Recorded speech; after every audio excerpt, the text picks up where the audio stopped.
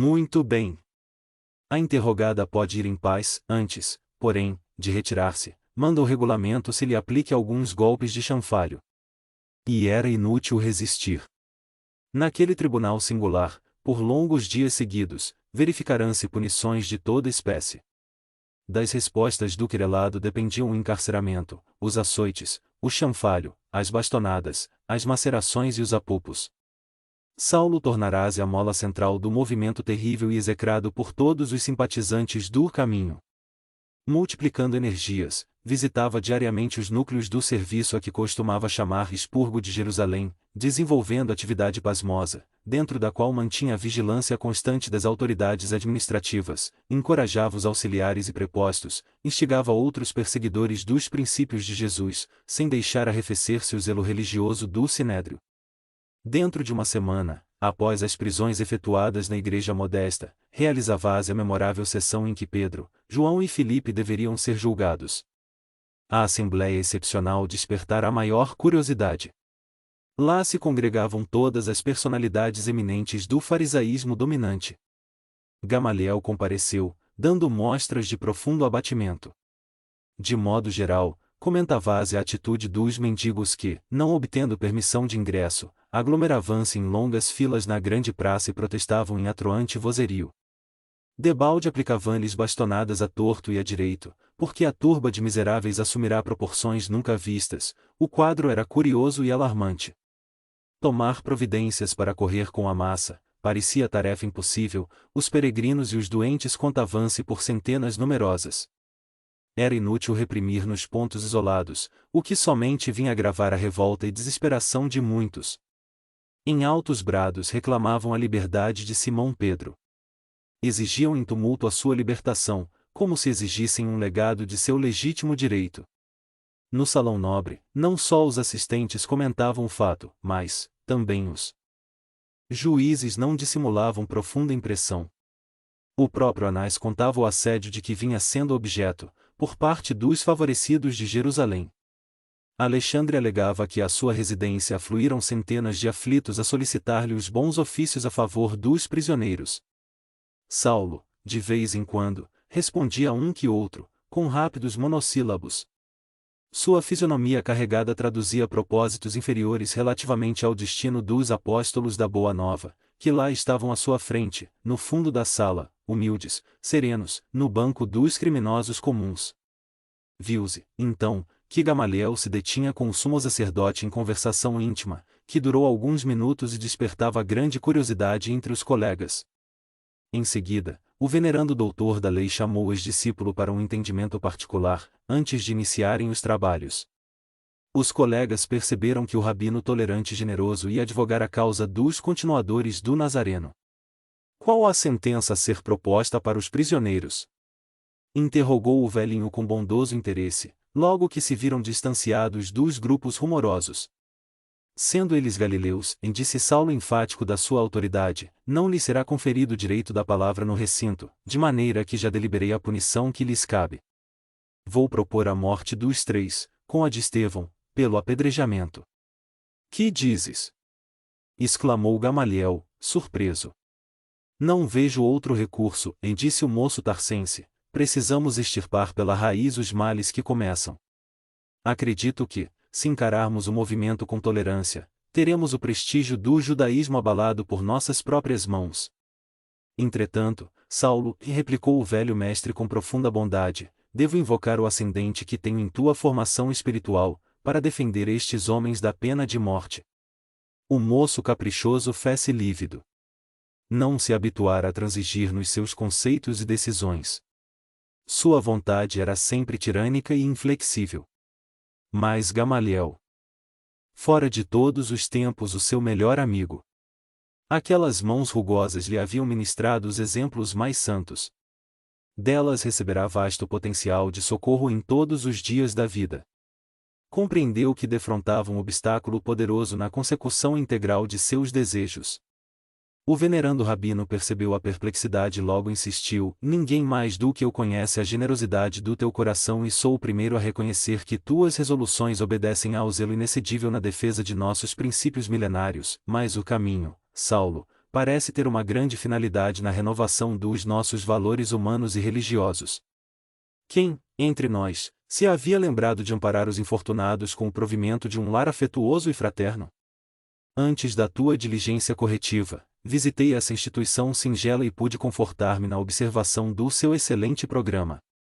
O jovem doutor estava pálido, ouvindo tais conceitos, que, a seu ver, eram um positivo sinal de fraqueza. Mas será possível, disse admirado, que também vós tenhais lido o Evangelho dos Galileus?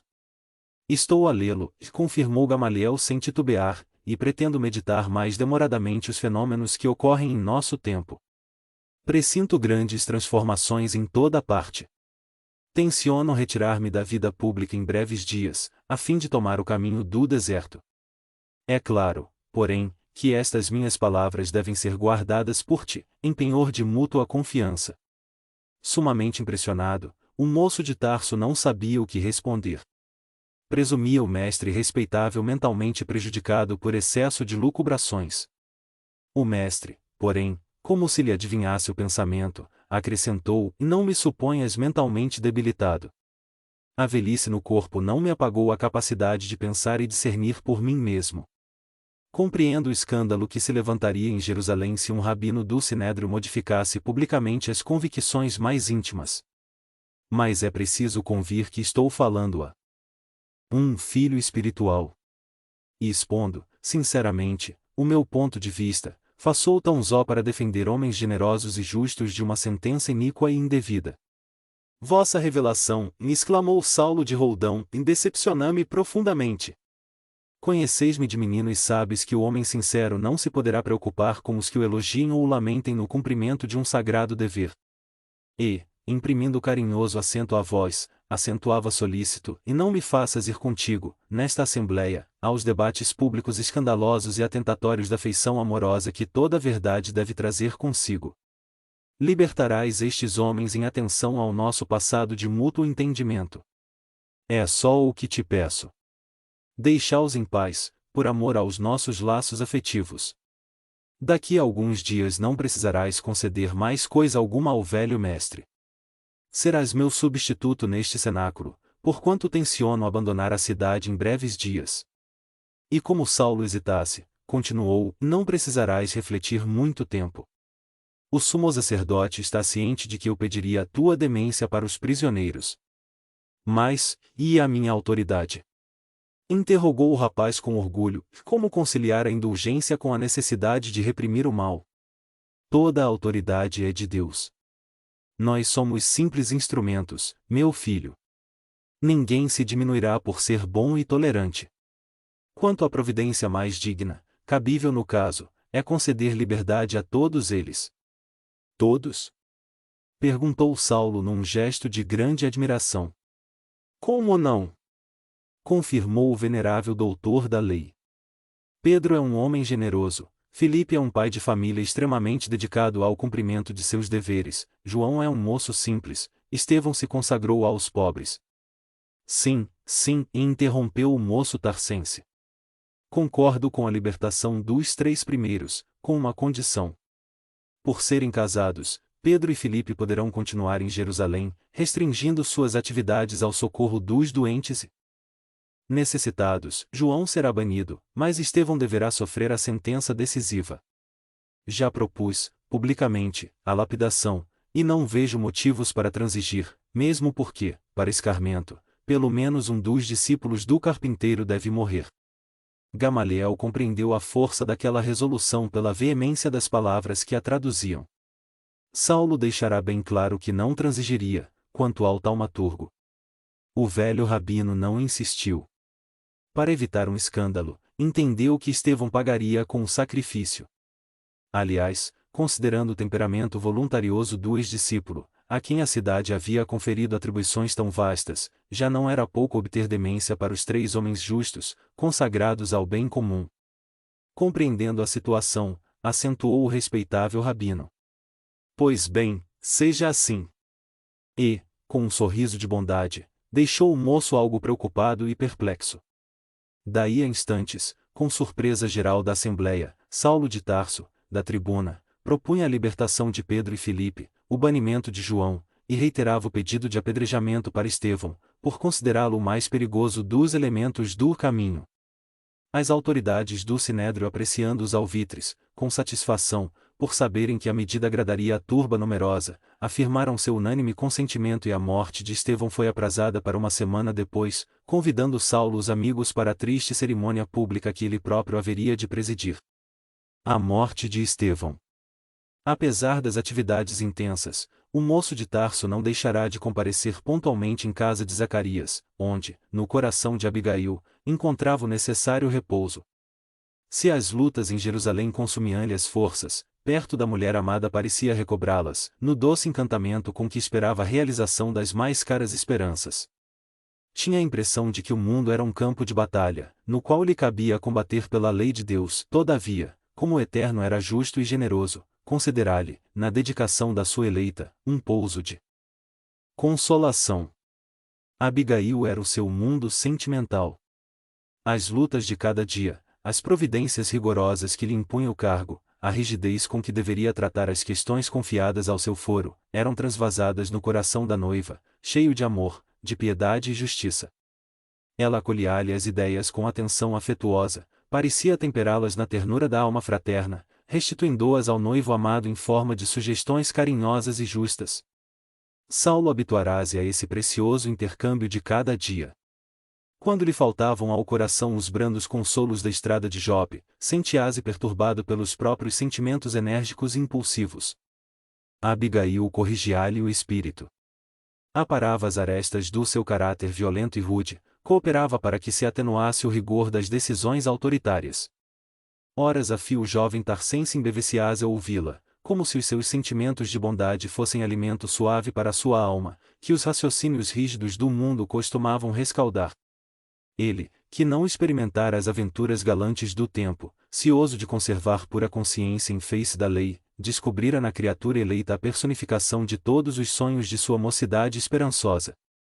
Na noite seguinte à memorável sessão do Sinédrio, Saulo de Tarso, abandonando todas as preocupações de ordem imediata, buscou mais ansioso a residência de Zacarias. As fadigas do dia abalavam-lhe as forças. Queria vencer rapidamente a distância, absorver-se no afeto da noiva, olvidar as preocupações que lhe ardiam na mente trabalhada pelos mais desencontrados raciocínios. A noite já desdobrava o manto de luar sobre a natureza, quando o jovem doutor transpôs o umbral, surpreendendo a generosa família com uma saudação delicada e afetuosa. A presença da noiva propiciava-lhe um bálsamo de suave refrigério ao coração. Em breves momentos, parecia reconfortar-se.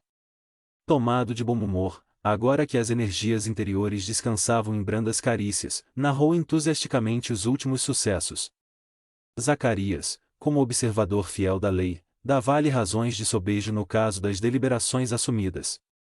A personalidade de Estevão foi discutida minuciosamente. O ex-discípulo de Gamaliel, naturalmente, esclareceu o assunto a seu modo, retratando o pregador do caminho como homem inteligente, por isso mesmo, perigoso, em virtude das ideias revolucionárias que o seu verbo fluente propagava. Abigail e Ruth escutavam silenciosas, enquanto os dois mantinham a palestra animada. A certa altura, atenta a uma observação direta de Saulo, a jovem murmurou: e mais não haveria um meio de modificar, ao menos, a pena arbitrada? Que desejarias que fizéssemos? Disse o moço com ênfase. Não é pouco havermos libertado os três cabeças mais em evidência, levando-os enquanto o atrevimento de suas estranhas prédicas. Quanto a Estevão, tudo se fez para que voltasse ao aprisco, como descendente direto das tribos de Israel.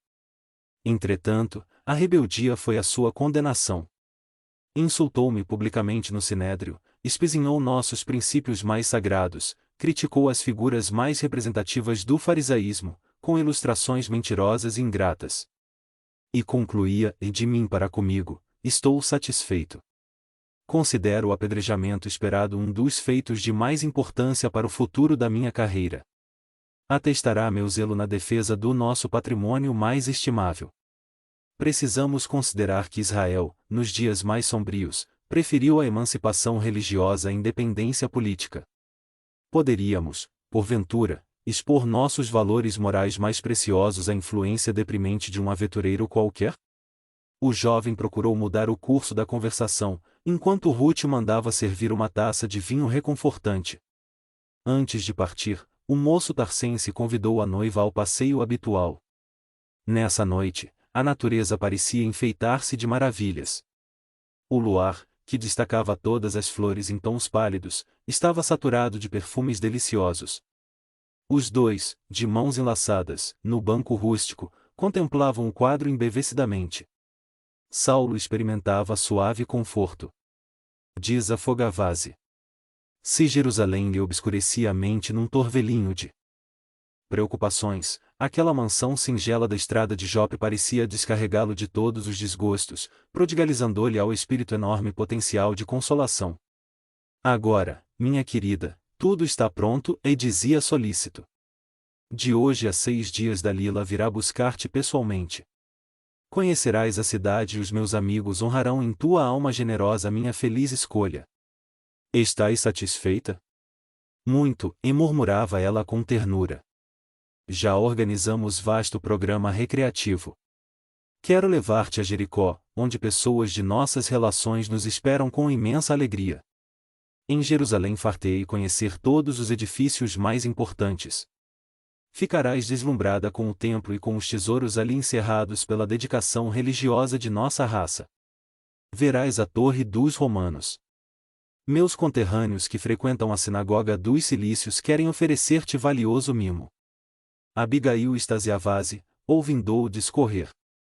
Aquele moço impulsivo e rude a olhos estranhos, mas afetuoso e sensível na intimidade, era justamente o seu ideal, o homem esperado pela sua alma carinhosa. Ninguém poderá oferecer-me um presente mais precioso que o enviado por Deus à minha existência, com o teu coração leal e generoso, e murmurou a jovem num franco sorriso. Ganhei muito mais, tornava o doutor de Tarso, e recebendo a joia rara do teu afeto, que enriquecerá toda a minha vida.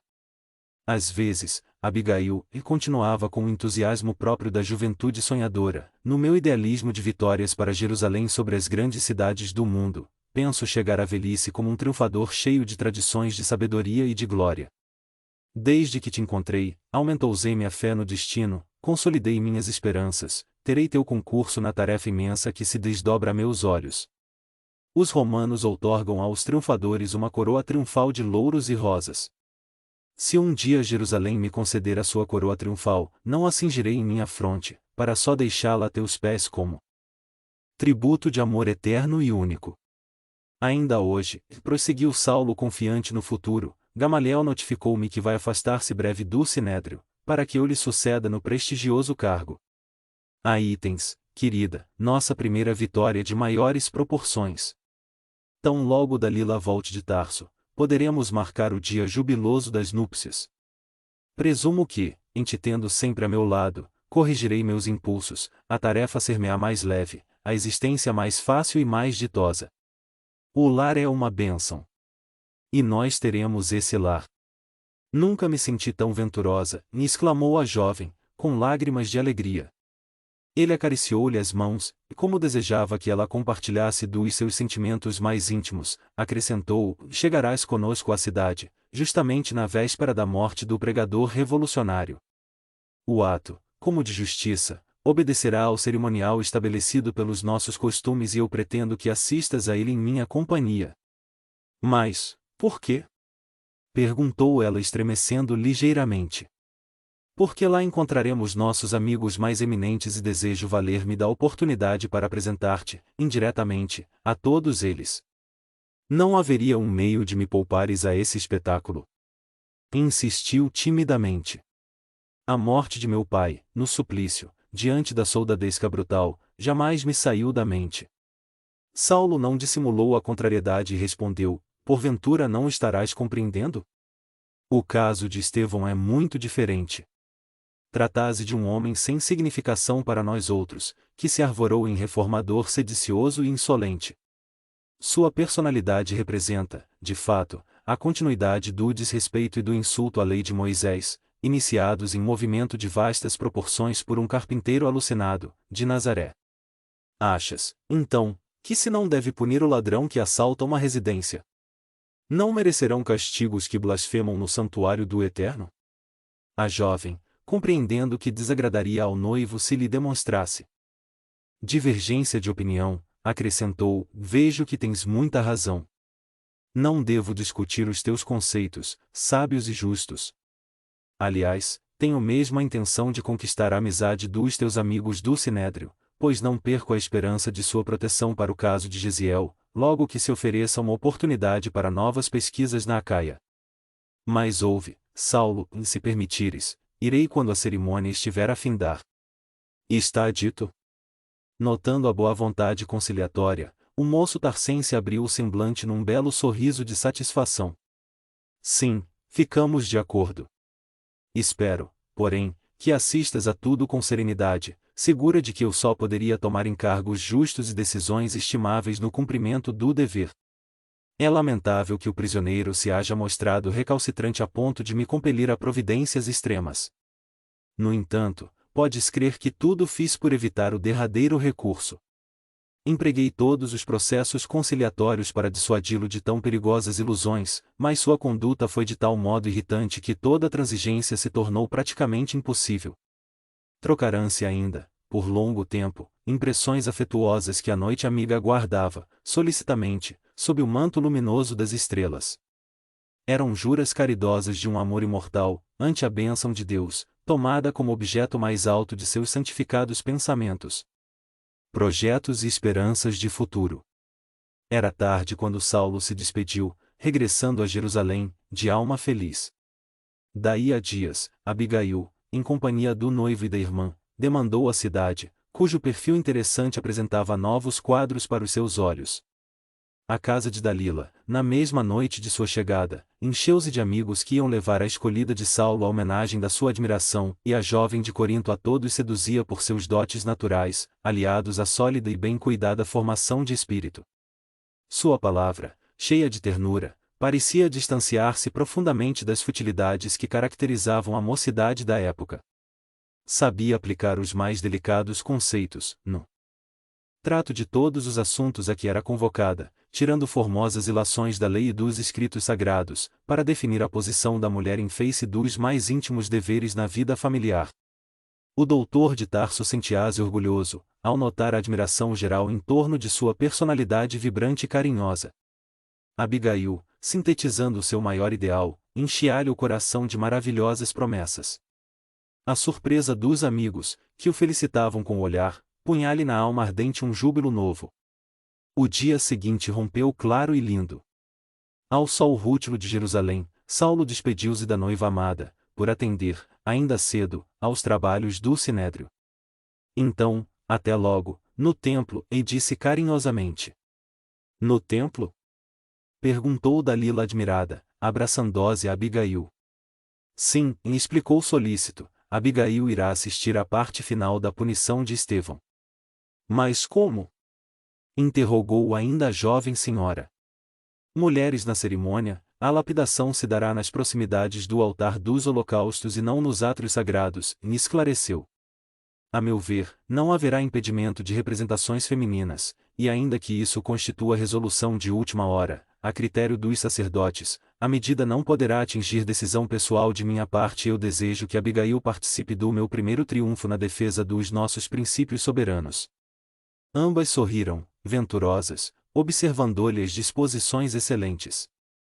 Em último recurso, Saulo, disse Abigail num gesto de tranquilidade e ternura, não deixes de oferecer ao condenado uma derradeira oportunidade para salvar-se da morte. Após 2 meses de cárcere, é possível que tenha refundido os sentimentos mais profundos. Perguntar-lhe, mais uma vez, se insiste em insultar a lei. O moço tarcense enviou-lhe um olhar satisfeito e reconhecido, jubiloso por verificar tanta grandeza de coração, e acentuou, assim farei. Nesse dia, desde muito cedo, o mais alto tribunal de Israel apresentava desusado movimento. A execução do pregador do caminho constituía objeto de largos comentários. Sobretudo os fariseus faziam questão de todos os informes. Ninguém queria perder o angustioso espetáculo. A igreja modesta de Simão Pedro, entretanto, não ousou aproximar-se para qualquer indagação.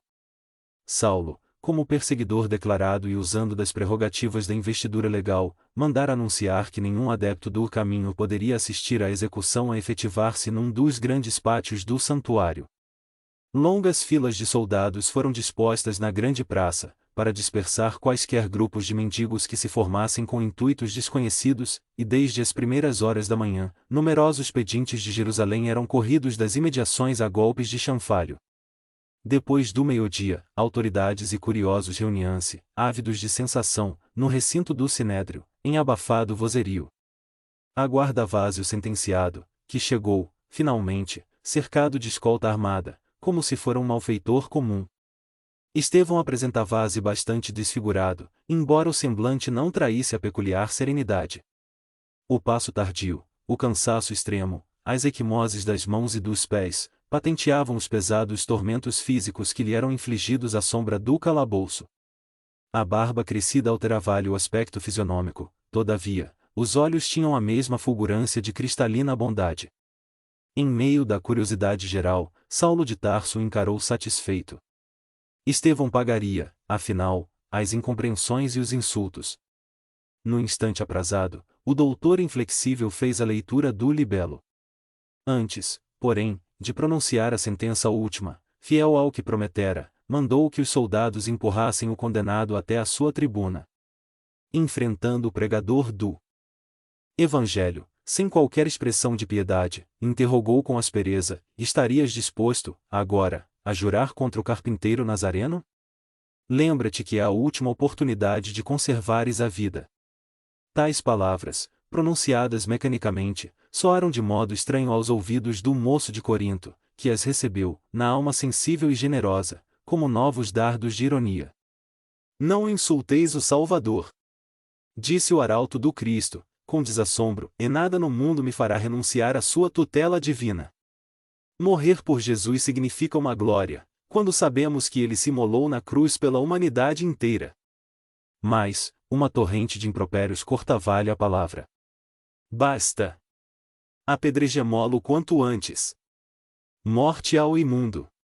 Abaixo o feiticeiro. Blasfemo. Caluniador. A gritaria tomava proporções assustadoras. Alguns fariseus mais irritados, burlando os guardas, aproximaram-se de Estevão tentando arrastá-lo sem compaixão. Entretanto, ao primeiro puxão na gola rota, um pedaço da túnica rafada ficava-lhes nas mãos. Foi necessário a intervenção da força armada para que o moço de Corinto não fosse estraçalhado, ali mesmo, pela multidão furiosa e delirante. Saulo, em altas vozes, ordenou a intervenção dos soldados. Queria a execução do discípulo do Evangelho, mas, com todo o cerimonial previsto. Estevão tinha agora o rosto enrubescido, envergonhado. Seminu, foi auxiliado por um legionário romano a recompor os sobejos da veste em frangalhos, acima dos rins, para não ficar inteiramente nu. Com a mão trêmula, pelos maus tratos recebidos, procurava limpar a saliva que os mais exaltados lhe haviam esputado em pleno rosto. Forte pancada no ombro causava-lhe intensa dor no braço todo. Compreendeu que lhe chegavam os últimos instantes de vida. A humilhação doía-lhe fundo. Mas recordou as descrições de Simão a respeito de Jesus, no derradeiro transe. Em frente de Herodes Antipas, o Cristo sofrerá dos israelitas idênticas ironias. Fora açoitado, ridicularizado, ferido. Quase nu, suportara todos os agravos sem uma queixa, sem uma expressão menos digna. Ele que amar os infelizes, que trabalhará por fundar uma doutrina de concórdia e de amor para todos os homens, que abençoar os mais desgraçados e os acolherá com carinho, receberá o galardão da cruz em suplícios imensuráveis. E Estevão pensou: quem sou eu e quem era o Cristo? Essa íntima interrogação propiciava-lhe certo consolo. O príncipe da paz fora arrastado pelas ruas de Jerusalém, sob o escárnio das maiores injúrias, e era o Messias esperado, o ungido de Deus.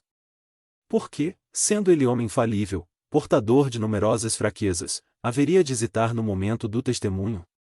E, com o pranto a escorrer-lhe no rosto lacerado, escutava a voz cariciosa do Mestre no coração: todo aquele que desejar participar do meu reino, negue-se a si mesmo, tome sua cruz e siga os meus passos. Era preciso negar-se para aceitar o sacrifício proveitoso. Ao fim de todos os martírios, deveria encontrar o amor glorioso de Jesus, com a beleza da sua ternura imortal. O pregador humilhado e ferido recordou o passado de trabalhos e esperanças. Parecia-lhe rever a infância saudosa, na qual o zelo materno lhe incutira os fundamentos da fé confortadora, depois, as nobres aspirações da mocidade, a dedicação paterna, o amor da irmãzinha que as circunstâncias do destino lhe haviam arrebatado. Ao pensar em Abigail, experimentou certa angústia no coração. Agora, que deveria enfrentar a morte, desejava revê-la para as últimas recomendações. Relembrou a derradeira noite em que haviam permutado tantas impressões de ternura, tantas promessas fraternais, na lobrega prisão de Corinto. Apesar dos movimentos renovadores da fé, de cujos trabalhos compartilhava ativamente em Jerusalém, jamais pudera esquecer o dever de procurá-la, fosse onde fosse. Enquanto em derredor se multiplicavam impropérios no turbilhão de gritos e ameaças revoltantes, o sentenciado chorava com as suas recordações. Socorrendo-se das promessas do Cristo no Evangelho, experimentava brando alívio. A ideia de que a irmãzinha ficaria no mundo, entregue a Jesus, suavizava-lhe as angústias do coração. Mal não saíra de suas dolorosas reminiscências, ouviu a voz imperiosa de Saulo dirigindo-se aos guardas: algemai-o novamente, tudo está consumado, sigamos para o átrio. O discípulo de Simão Pedro, estendendo os pulsos para receber as algemas, sofreu pancadas tão fortes de um soldado inescrupuloso, que dos pulsos feridos começou a jorrar muito sangue. Estevão, porém, não fez o menor gesto de resistência. De quando em quando, levantava os olhos como se implorasse os recursos do céu para os seus minutos supremos. Não obstante os apupos e as chagas que o dilaceravam, experimentava uma paz espiritual desconhecida. Todos aqueles sofrimentos do cerimonial eram pelo Cristo. Aquela hora era a sua oportunidade divina. O Mestre de Nazaré havia convocado seu coração fiel ao público testemunho dos valores espirituais da sua gloriosa doutrina. Confiante, raciocinava, e se o Messias aceitar a morte infamante do Calvário para salvar todos os homens, não seria uma honra dar a vida por ele? Seu coração, sempre ávido de dar testemunho ao Senhor, desde que lhe conhecera o Evangelho de redenção, não deveria rejubilar-se com o ensejo de oferecer-lhe a própria vida?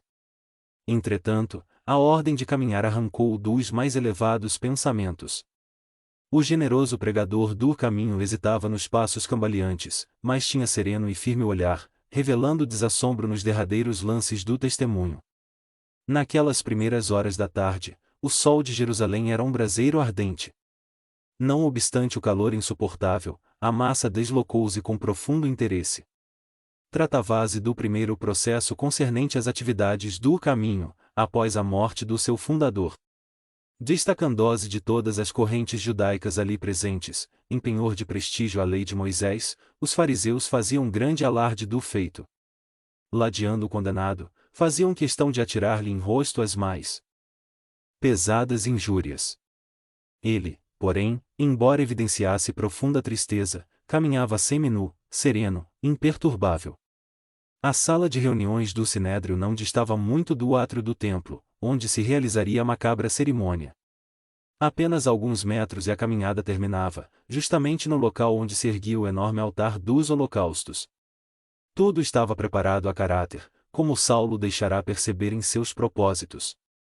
Ao fundo do pátio espaçoso, Estevão foi atado a um tronco, para que o apedrejamento se efetuasse na hora precisa. Os executores seriam os representantes das diversas sinagogas da cidade, de vez que era função honrosa atribuída a quantos estivessem em condições de operar na defesa de Moisés e de seus princípios. Cada sinagoga indicara o seu delegado e, ao iniciar a cerimônia, como chefe do movimento, Saulo recebia um por um, junto da vítima, guardando nas mãos, de acordo com a pragmática, os mantos brilhantes, enfeitados de púrpura. Mais uma ordem do moço tarcense e a execução começou entre gargalhadas. Cada verdugo mirava friamente o ponto preferido, esforçando-se para tirar maior partido. Risos gerais seguiam-se a cada golpe. Poupemos-lhe a cabeça, dizia um dos mais exaltados, a fim de que o espetáculo não perca a intensidade e o interesse. Cada expressão do judaísmo acompanhava o verdugo indicado pelos maiorais da sinagoga, com atenção e entusiasmo, aos berros de morra o traidor. O feiticeiro fere no coração, em nome dos cilícios. Exclamava alguém, do meio da turba, separar-lhe a perna pelos idumeus. Secundava outra voz impudente. Mais ou menos afastado da turba, seguindo de perto os movimentos do condenado, Saulo de Tarso apreciava a vibração popular, satisfeito e confortado. De qualquer maneira, a morte do pregador do Cristo representava o seu primeiro grande triunfo na conquista das atenções de Jerusalém e de suas prestigiosas corporações políticas. Naquela hora em que focalizava tantas aclamações do povo de sua raça, orgulhava-se com a decisão que o levará a perseguir o caminho, sem consideração e sem tréguas. Aquela tranquilidade de Estevão, no entanto, não deixava de o impressionar bem no imo do coração voluntarioso e inflexível. Onde poderia ele aurir tal serenidade? Sob as pedras que o alvejavam, aqueles olhos encaravam os algozes sem pestanejar, sem revelar temor nem turbação. De fato, amarrado de joelhos ao tronco do suplício, o moço de Corinto guardava impressionante característica de paz nos olhos translúcidos, de onde as lágrimas silenciosas corriam abundantes, o peito descoberto era uma chaga sangrenta. As vestes esfrangalhadas colavam-se ao corpo, empastadas de suor e sangue. O mártir do caminho sentia-se amparado por forças poderosas e intangíveis. A cada novo golpe, sentia recrudescer os padecimentos infinitos que lhe azorragavam o corpo macerado, mas, no íntimo, guardava a impressão de uma lenidade sublime. O coração batia descompassadamente. O tórax estava coberto de feridas profundas, as costelas fraturadas. Nesta hora suprema, recordava os mínimos laços de fé que o prendiam a uma vida mais alta. Lembrou todas as orações prediletas da infância. Fazia o possível por fixar na retina o quadro da morte do pai supliciado e incompreendido. Intimamente, repetia o Salmo 23 de Davi, qual o fazia junto da irmã, nas situações que pareciam insuperáveis. O Senhor é meu pastor. Nada me faltará, e as expressões dos escritos sagrados, como as promessas do Cristo no Evangelho, estavam-lhe no âmago do coração. O corpo quebrantava-se no tormento, mas o espírito estava tranquilo e esperançoso. Agora, tinha a impressão de que duas mãos cariciosas passavam de leve sobre as chagas doloridas, proporcionando-lhe branda sensação de alívio. Sem qualquer receio, percebeu que lhe havia chegado o suor da agonia. Dedicados amigos, do plano espiritual, rodeavam o mártir nos seus minutos supremos. No auge das dores físicas, como se houvesse transposto infinitos abismos de percepção, o moço de Corinto notou que alguma coisa se lhe havia rasgado na alma ansiosa. Seus olhos pareciam mergulhar em quadros gloriosos de outra vida. A legião de emissários de Jesus, que o cercava carinhosamente, figurou-lhe a corte celestial. No caminho de luz desdobrado à sua frente, reconheceu que alguém se aproximava abrindo-lhe os braços generosos. Pelas descrições que ouvirá de Pedro, percebeu que contemplava o próprio Mestre em toda a resplendência de suas glórias divinas. Saulo observou que os olhos do condenado estavam estáticos e fulgurantes. Foi quando o herói cristão, movendo os lábios, exclamou em alta voz: "Eis que vejo os céus abertos e o Cristo ressuscitado na grandeza de Deus." Viram, então, que duas mulheres jovens aproximavam-se do perseguidor com gestos íntimos. Dalila entregou Abigail ao irmão, despedindo-se logo para atender ao chamado de outra amiga. A noiva terna cingia uma túnica à moda grega, que mais lhe realçava o formoso rosto. Fosse pela dolorosa cena em curso, ou pela presença da mulher amada, percebia-se que Saulo estava um tanto perplexo e sensibilizado. Dir-se-ia que a coragem indomável de Estevão o levará a considerar a tranquilidade desconhecida que deveria reinar no espírito do mártir. Em face da gritaria que a rodeava e notando a miserável situação da vítima, a jovem mal pôde conter um grito de espanto. Que homem era aquele, atado ao tronco do suplício? Aquele peito arfante, empastado de sangue, aqueles cabelos, aquele rosto pálido que a barba crescida desfigurava, não seriam de seu irmão? Ah! Como falar das ansiedades imensas na surpresa imprevista de um minuto? A Abigail tremia. Seus olhos aflitos acompanhavam os menores movimentos do herói, que parecia indiferente, no êxtase que o absorvia. Embalde Saulo chamava-lhe a atenção, discretamente, de modo a poupá-la de penosas impressões. A moça parecia nada ver além do sentenciado a esvair-se no sangue do martírio. Lembra a Vase agora. Em se afastando do calabouço, depois da morte do pai, foi assim mesmo. Que deixará Gesiel na posição do suplício. O tronco execrável, as algemas impiedosas e o pobrezinho de joelhos. Tinha ímpetos de atirar-se à frente dos algozes, esclarecer a situação, saber a identidade daquele homem. Nesse instante, ignorandose e alvo de tão singular atenção, o pregador do caminho saiu de sua impressionante imobilidade. Vendo que Jesus contemplava, melancolicamente, a figura do doutor de Tarso, como a lamentar seus condenáveis desvios, o discípulo de Simão experimentou pelo verdugo sincera amizade no coração. Ele conhecia o Cristo e Saulo não. Assomado de fraternidade real e querendo defender o perseguidor, exclamou de modo impressionante: "E Senhor, não lhe imputes este pecado." Isso dito, voltou os olhos para fixá-los no verdugo, amorosamente.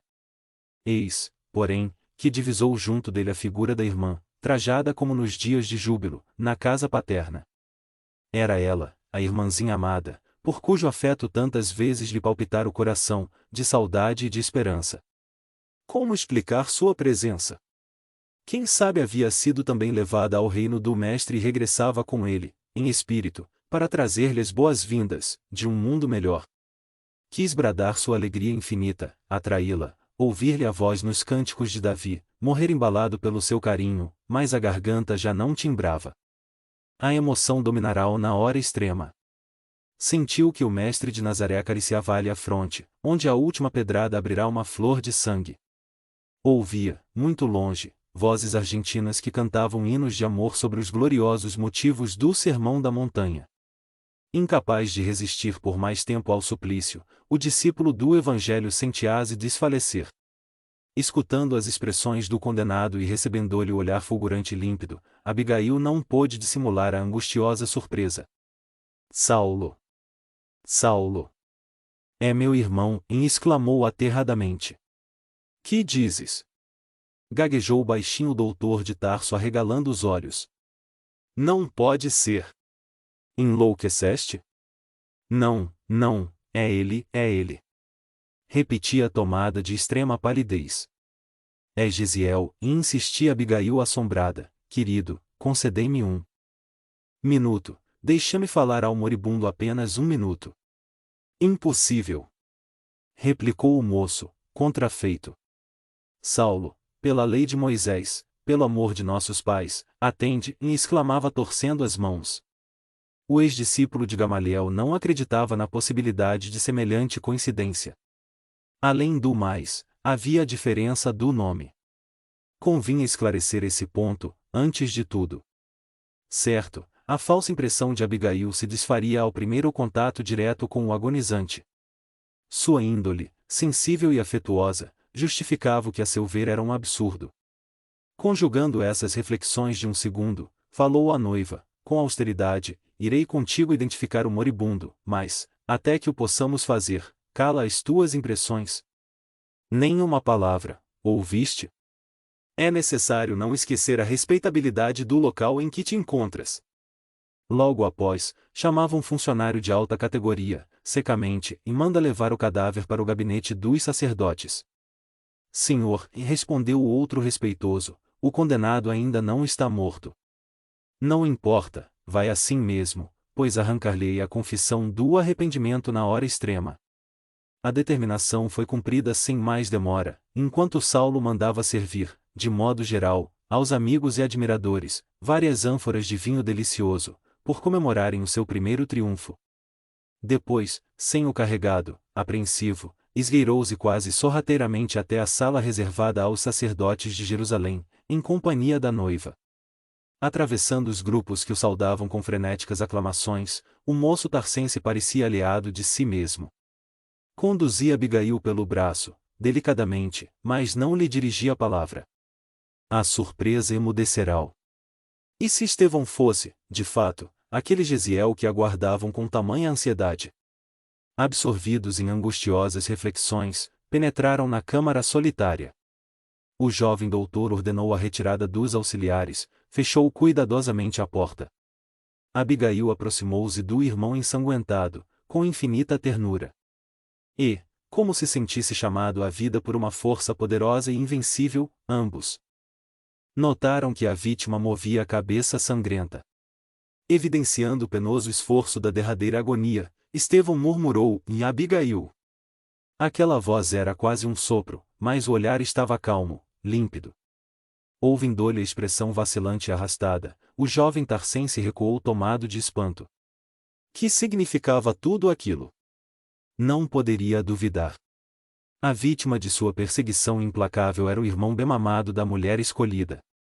Que mecanismo do destino engendrara semelhante situação, que lhe havia de amargurar toda a vida? Onde estava Deus, que não o inspirara no dédalo de circunstâncias que o levaram até aquele irremediável, cruel desfecho? Sentiu-se possuído de um pesar sem limites. Ele, que elegera Abigail o anjo tutelar da existência, seria obrigado a renunciar a esse amor para sempre. O orgulho de homem não lhe permitiria desposar a irmã do suposto inimigo, confessado e julgado reles criminoso. Aturdido, deixou-se ali ficar, como se força incoercível chumbasse ao solo, transformando em objeto de insuportáveis ironias. Gesiel! Exclamou Abigail osculando e regando de lágrimas a fronte do moribundo, como te vejo eu! Parece que o suplício te durou desde o dia em que nos separamos. E soluçava. Estou bem, e disse o discípulo de Jesus, fazendo o possível por mover a destra quebrada e deixando perceber o desejo de acariciar-lhe os cabelos, como nos dias da meninice e da primeira juventude. Não chores. Eu estou com o Cristo. Quem é o Cristo? Murmurou a jovem. Por que te chamam Estevão? Como te modificaram assim? Jesus é o nosso Salvador, e explicava o agonizante, no propósito de não perder os minutos que se escoavam céleres. E, agora, chama-me Estevão, porque um romano generoso me libertou, e mais pediu, em absoluto segredo. Perdoa-me. Foi por gratidão que obedeci ao conselho. Ninguém será reconhecido a Deus se não mostrar agradecimento aos homens. Vendo que a irmã prosseguia em soluços, continuou, sei que vou morrer, mas a alma é imortal. Sinto deixar-te, quando o mal torno averte, mas hei de ajudar-te do lugar em que estiver. Ouve, Gesiel, exclamou a irmã num desabafo, que te ensinou esse Jesus para te levar a um fim tão doloroso? Quem assim abandona um servo leal, não será antes um senhor cruel. O moribundo pareceu admoestá-la com o olhar. Não penses dessa maneira, e prosseguiu com dificuldade. Jesus é justo e misericordioso, prometeu estar conosco até a consumação dos séculos, e mais tarde compreenderás, a mim, ensinou-me a amar os próprios verdugos. Ela abraçava-o, carinhosa, desfeita em lágrimas abundantes. Depois de uma pausa em que a vítima se revelava nos derradeiros instantes da vida material, viu-se que Estevão se agitava em esforços supremos.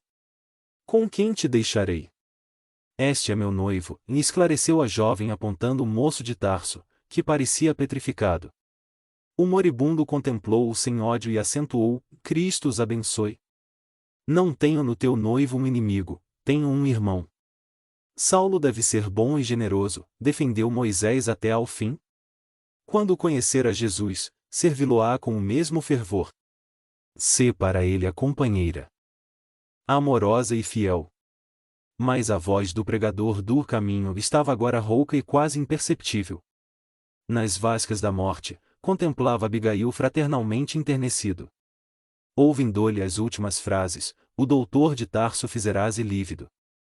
Queria ser odiado, maldito. A compaixão de Estevão, fruto de uma paz que ele, Saulo, jamais conhecera no fastígio das posições mundanas, impressionava-o fundamente. Entretanto, sem saber por quê, a resignação e a doçura do agonizante assaltavam-lhe o coração enrijecido. Trabalhava, porém, intimamente, para não se comover com a cena dolorosa. Não se dobraria por uma questão de sentimentalismo. Abominaria aquele Cristo, que parecia requisitá-lo em toda parte, a ponto de colocar-se entre ele e a mulher adorada. O cérebro atormentado do futuro rabino suportava a pressão de 1000 fogos. Desprezar o orgulho de família e eleger Abigail para companheira de lutas, embora ele não conhecesse os ascendentes familiares. Amava-a pelos laços da alma, descobrira no seu delicado coração feminino tudo quanto havia sonhado nas cogitações de ordem temporal.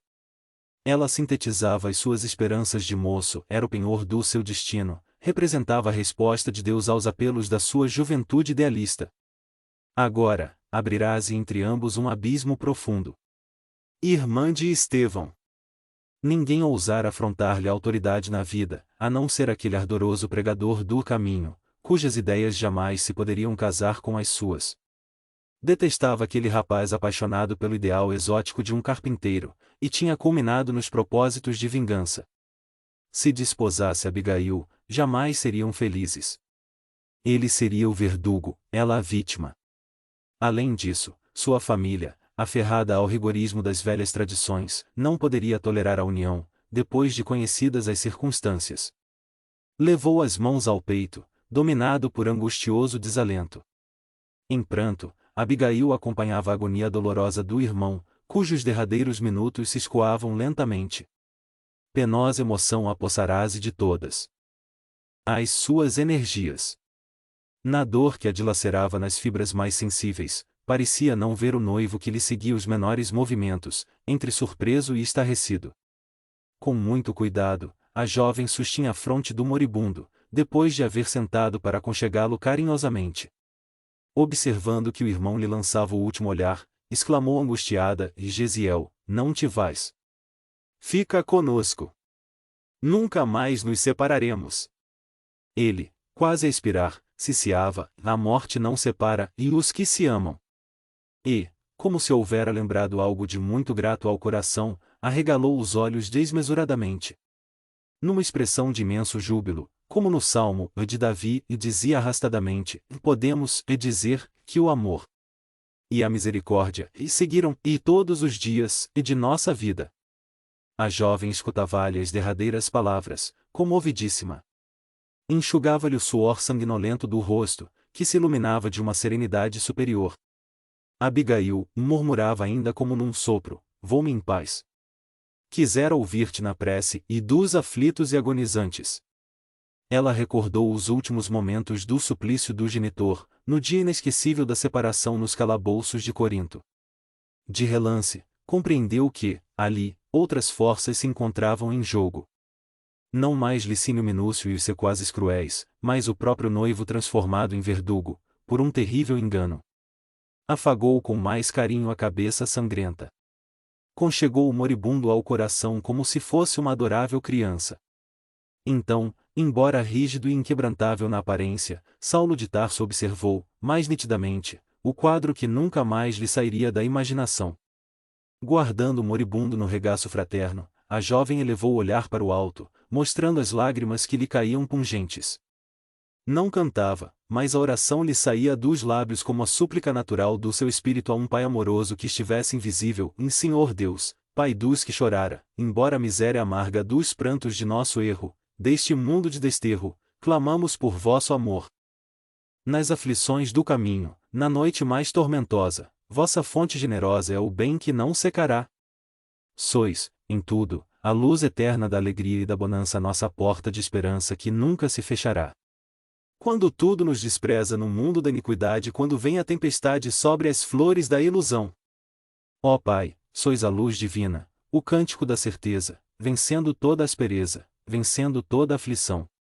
No dia da nossa morte, no abandono ou no tormento, trazei-nos o esquecimento da sombra, da dor, do mal. Que nos últimos instantes, sintamos a luz da vida renovada e redimida na paz ditosa e imortal. Terminada a prece, Abigail tinha o rosto orvalhado de pranto. Sob a carícia suave de suas mãos, Gesiel aquietará-se. Palidez de neve caracterizava-lhe a face cadavérica, aliada à profunda serenidade fisionômica. Saulo compreendeu que ele estava morto. E enquanto a jovem de Corinto se levantava, cuidadosamente, como se o cadáver do irmão requisitasse toda a ternura do seu espírito bondoso, o moço tarcense aproximou-se de Senhor carregado e falou com austeridade: Abigail, tudo está consumado e tudo terminou, também, entre nós. A pobre criatura voltou-se com assombro. Então não lhe bastavam os golpes recebidos? Seria possível que o noivo amado não tivesse uma palavra de conciliação generosa naquela hora difícil da sua vida? Receberia a humilhação mais fria com a morte de Jesiel e ainda por cima o abandono? Consternada por tudo que viera encontrar em Jerusalém, entendeu que precisava utilizar todas as energias, para não cair nas provas ríspidas que lhe haviam sido reservadas. E viu logo que, no orgulho de Saulo, não encontraria consolação. Num momento, chegou às mais latas conclusões, quanto ao papel que lhe competia em tão embaraçosas conjunturas. Sem recorrer à sensibilidade feminina, cobrou o ânimo e falou com dignidade e nobreza: tudo terminado entre nós, por quê? O sofrimento não deveria escorraçar o amor sincero. Não me compreendes? Replicou o orgulhoso rapaz, e nossa união tornou-se inexequível. Não poderei desposar a irmã de um inimigo de maldita memória, para mim. Fui infeliz escolhendo esta ocasião para a tua visita a Jerusalém. Sinto-me envergonhado não só diante da mulher com quem nunca mais poderei unir-me pelo matrimônio, como perante os parentes e amigos, pela situação amarga que as circunstâncias interpuseram no meu caminho. Abigail estava pálida e penosamente surpreendida. Saulo, e não te envergonhes perante meu coração. Jesiel morreu este mandote. Seu cadáver nos escuta, e acentuava com doloroso acento. Não posso obrigar-te a desposar-me, mas não transformes nossa afeição em ódio surdo. Sê meu amigo. Ser-te-ei eternamente grata pelos meses de ventura que me deste. Voltarei amanhã para a casa de Ruth. Não te envergonharás de mim. A ninguém direi que Jesiel era meu irmão, nem mesmo a Zacarias. Não quero que algum amigo nosso te considere um carrasco. Observando-a naquela generosidade humilde, o moço de Tarso teve ímpetos de estreitá-la ao coração, como se o fizera a uma criança. Quis avançar, apertá-la contra o peito, cobrir-lhe de beijos a fronte bondosa e inocente. Súbito, porém, vieram-lhe à mente os seus títulos e atribuições, via a Jerusalém revoltada, tisnando-lhe a reputação de amargas ironias. O futuro rabino não poderia ser vencido, o doutor da lei rígida e implacável, devia sufocar o homem para sempre.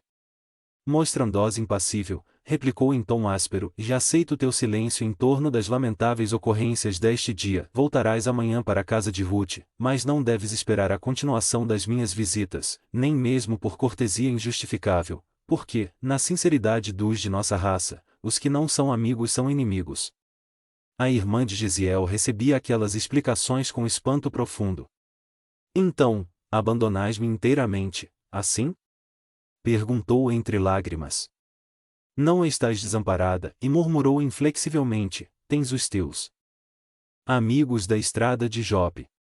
Mas, afinal, por que odiaste tanto a meu irmão? Ele foi sempre bondoso. Em Corinto nunca ofendeu a ninguém.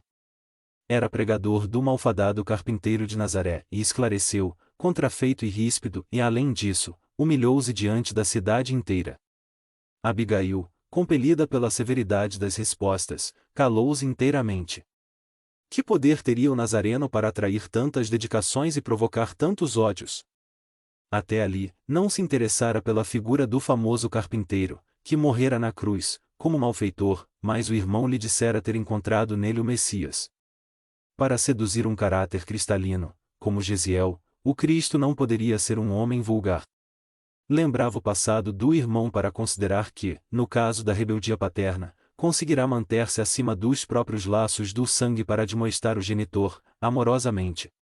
Se tivera forças para analisar os atos paternos com o preciso discernimento, era preciso que aquele Jesus fosse muito grande, para que a ele se consagrasse, oferecendo-lhe a própria vida ao recobrar a liberdade. Jesiel, a seu ver, não se enganaria. Conhecendo-lhe a índole, do berço, não era possível que se deixasse iludir em suas convicções religiosas. Sente-se, agora, atraída para aquele Jesus desconhecido e odiado injustamente. Ele ensinara o irmão a bem-querer os próprios verdugos. Que lhe não reservaria, pois, ao seu coração sedento de carinho e de paz. As últimas palavras de Jesiel exerciam sobre ela uma influência profunda. Abismada em profundas cogitações, notou que Saulo abrirá a porta, chamando alguns auxiliares, que se precipitaram por cumprir-lhe as ordens.